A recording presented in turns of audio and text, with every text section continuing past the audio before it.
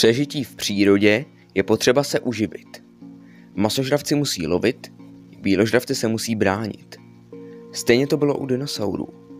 Ovšem někteří dinosauři disponovali speciálními zbraněmi, ať už útočnými či obrannými, které zajistily přežití rodu a tím se udrželi na planetě Zemi velmi dlouhou dobu. Tohle je 5 dinosaurů s nejlepší výzbrojí. Pachycephalosaurus.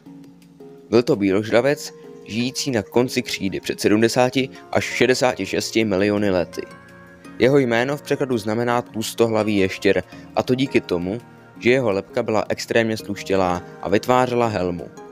Byl velký 5 až 7 metrů a vážil až 400 kg. Původní myšlenka byla, že pachycephalosauři do sebe navzájem naráželi hlavami během souboje. Dnes už ale víme, že takové nárazy by způsobily smrt. Pachycephalosauři nejspíše naráželi hlavou do boku nepřítele. Dříve se také předpokládalo, že tyto dinosauři byli velmi inteligentní díky velkému objemu lebky. Ovšem ve skutečnosti to bylo tak, že měli velmi malý mozek. Jeho příbuznými byly například Stygimoloch nebo Dracorex, i když se uvažuje, že tyto rody ve skutečnosti také spadají pod pachycephalosaury. Deinonychus. Deinonychus byl masožravec s délkou 4 metrů a s hmotností od 60 do 100 kg, který žil na začátku křídy před 115 miliony lety. Patřil mezi dromaeosauridy, neboli srpodrápé lovce, mezi které se řadil například i Velociraptor nebo Utahraptor. Deinonychova hlavní zbraň byl kromě čelistí i mohutný zahnutý dráp na každé zadní končetině jeden. Při pohybu měl Deinonychus dráp zvednutý, aby se neotupil. Lovil ve smečkách a byl schopen dosáhnout rychlosti až 40 km za hodinu. Postosuchus. Postosuchus byl ve skutečnosti rod plaza a mezi dinosaury se neřadí, ovšem myslím, že když byl jejich příbuzným, do tohoto žebříčku patří.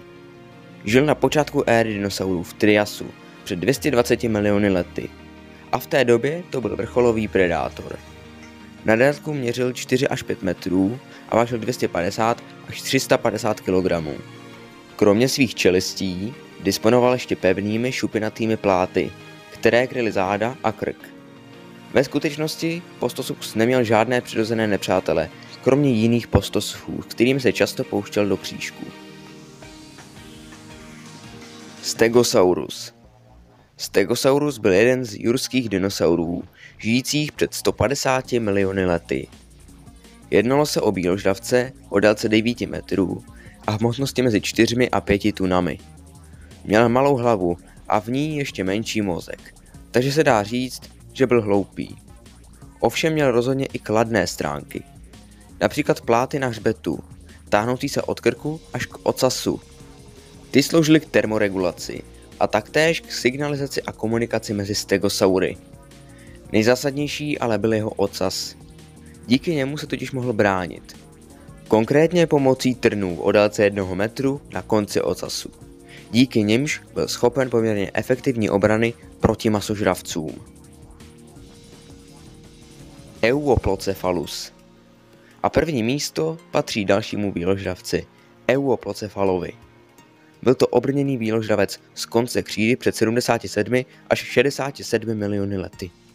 Byla to vlastně chodící pevnost s délkou 5 až 7 metrů a s hmotností 2 tuny. Záda, hlavu, krk a ocas měl kryté kostěnými ostny a pláty různých velikostí. Celý trup měl masivní a měl také dlouhý ocas.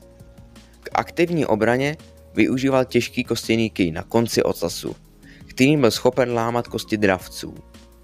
Jemu podobní byli například Nodosaurus a velmi známý Ankylosaurus. Pokud se vám toto video líbilo, můžete dát like a odběr. A můžete se kouknout také na moje další videa z pravěkého světa.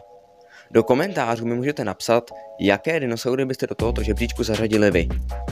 No a u dalších videí, čus!